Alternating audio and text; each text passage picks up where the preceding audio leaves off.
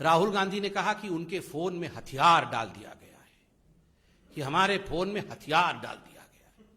राहुल जी, हथियार डाल दिया गया है आपके फोन में, तो आप इतने दिन तक बैठे क्यों हुए? आपको पता है आपके फोन के अंदर हथियार है? आप हथियार निकालने के लिए फॉरेंसिक डिपार्टमेंट गए? आप पुलिस थाने में जाके हथियार निकालने के लिए एफआईआर किया आपने? आप बताइए, आपको अगर हम में से किसी को पता चल जाए कि हमारे फोन के अंदर हथियार है, तो हम हाथ पैर धर के घर में बैठेंगे? बिल्कुल नहीं। हम जाके हथियार निकालें? कोई हथियार नहीं है।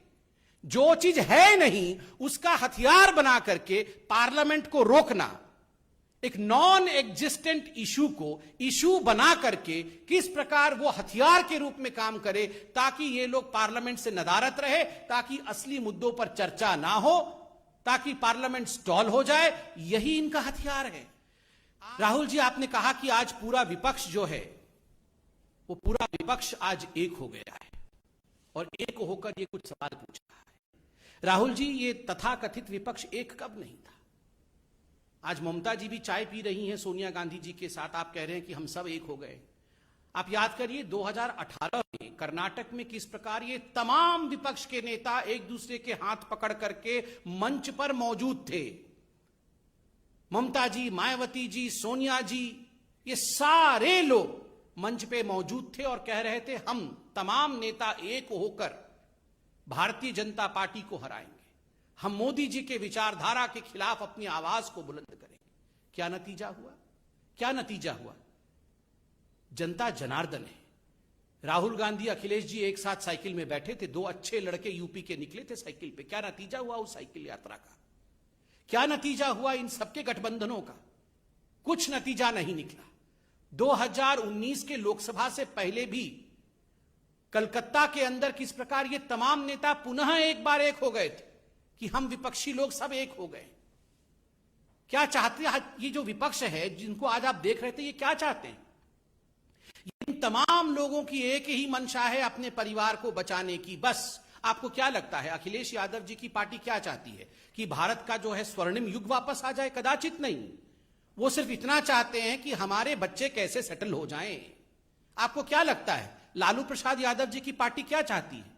कि पूरे हिंदुस्तान में चमचमाती सड़कें बन जाएं? कदाचित नहीं। वो सिर्फ इतना चाहते हैं कि हमारे दो बेटे कैसे बस ठीक ठाक लग जाए, किनारे लग जाए, राजनीति में आ जाए।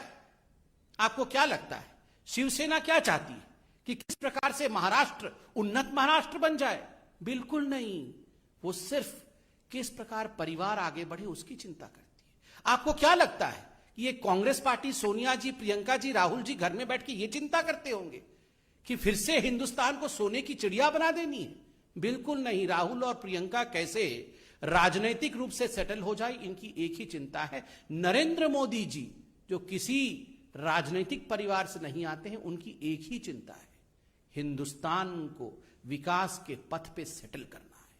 इसीलिए जनता जनार्दन आपके इस विपक्ष के एक होने के नाटक को सब समझती है, अच्छे तरह से समझती है। दूसरा प्रश्न राहुल जी ने उठाया कि हमारी आवाज को पार्लियामेंट में दबाया जा रहा है।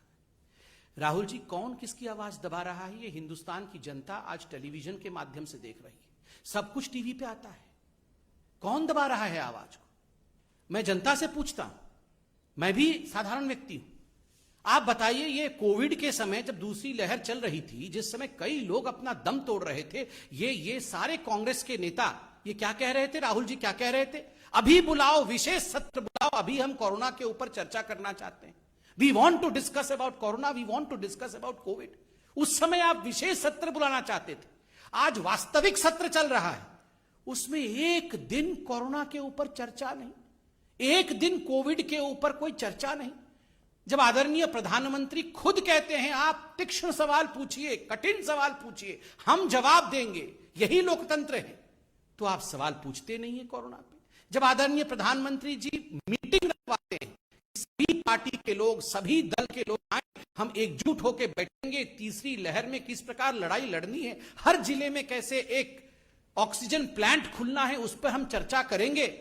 ये कांग्रेस वाले नदारत रहते हैं, उस समय वो दिखते नहीं है, वो उस मीटिंग का बहिष्कार करते हैं। जनता जनार्दन सब देख रही है राहुल गांधी। आज आप कह रहे हैं हमारे लिए पेगासस सबसे महत्वपूर्ण है।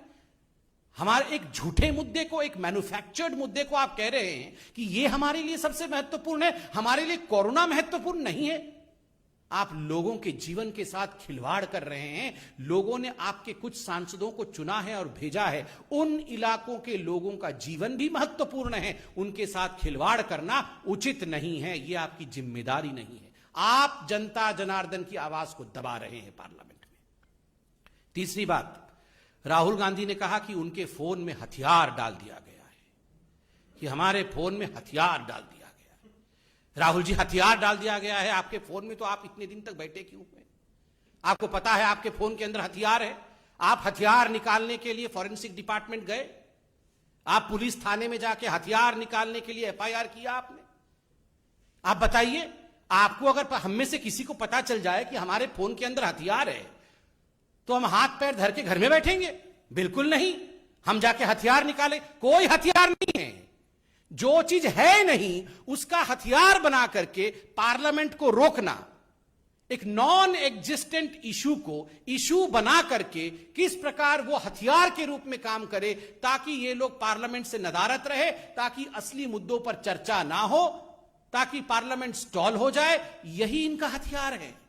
आज भी इस मंच से मैं कहना चाहूंगा, राहुल जी, आपके फोन में हथियार है तो तुरंत फोन को जाके पार्लियामेंट के थाना में आप सरेंडर करिए, हथियार निकलवाइए।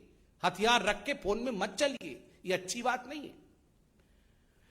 राहुल जी, आपने कहा कि हम पार्लियामेंट को डिस्टर्ब नहीं कर रहे हैं और पेगासस पे सरकार को चाहिए कि बिल्कुल उत्तर दे दे, और हम अपनी जिम्मेदारी को पूरी कर रहे हैं पार्लियामेंट। राहुल जी, पेगासस पर ही आईटी मंत्री अश्विनी वैष्णव जी पार्लियामेंट में उत्तर दे रहे थे, लिखित उत्तर दे रहे थे। जो लिखा हुआ है उससे पढ़कर उत्तर दे रहे थे। आपके सभी प्रश्नों के, आपके सभी संशयों का उत्तर दिया जा रहा था। मगर आप लोगों ने क्या किया? आप लोगों ने कागज को आदरणीय मंत्री जी के हाथ से छीन करके फाड़ दिया, उसे हवा में उड़ा दिया, उसे फेंक दिया। यह जिम्मेदारी है?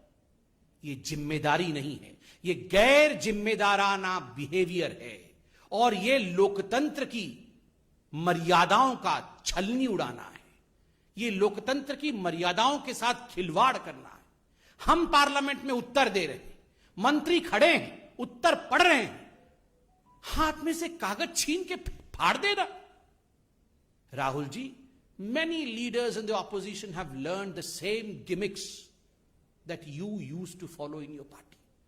We were reminded that day the way you had torn the ordinance of Dr. Manmohan Singh, the then Prime Minister. उस समय के प्रधानमंत्री डॉक्टर मनमोहन सिंह जी के ऑर्डिनेंस को आपने जिस प्रकार फाड़ करके कागज को उड़ाया था ना, ठीक उसी प्रकार आपसे सीखकर आज कुछ आपके अनुयायी मंत्रियों के कागजों को संविधान के सबसे बड़े मंदिर के पटल पर फाड़ कर फेंक रहे हैं। ये जिम्मेदारी नहीं है। This is irresponsibility. But by the way, Rahul and responsibility can never travel together. Rahul means irresponsibility. Rahul का अर्थ ही irresponsibility। बंधुगण, ये सारे प्रश्न बहुत महत्वपूर्ण हैं। हर विषय पर अगर कहीं चर्चा होनी चाहिए, सख्त से सख्त अगर सवाल कहीं पूछना चाहिए, ये आदरणीय प्रधानमंत्री जी ने फर्स्ट डे बताया, पहले दिन में सत्र में बताया कि पार्लियामेंट में होना चाहिए। पार्लियामेंट पूरा हिंदुस्तान आज टीवी के माध्यम से देखती है। क्या हो रहा है पार्लियामेंट में? कागज उड़ाया जा रहा है, प्लेकार्ड्स दिखाए जा रहे हैं। आज जनता पूछती है कोविड पे चर्चा ऑपोजिशन क्यों नहीं कर रही?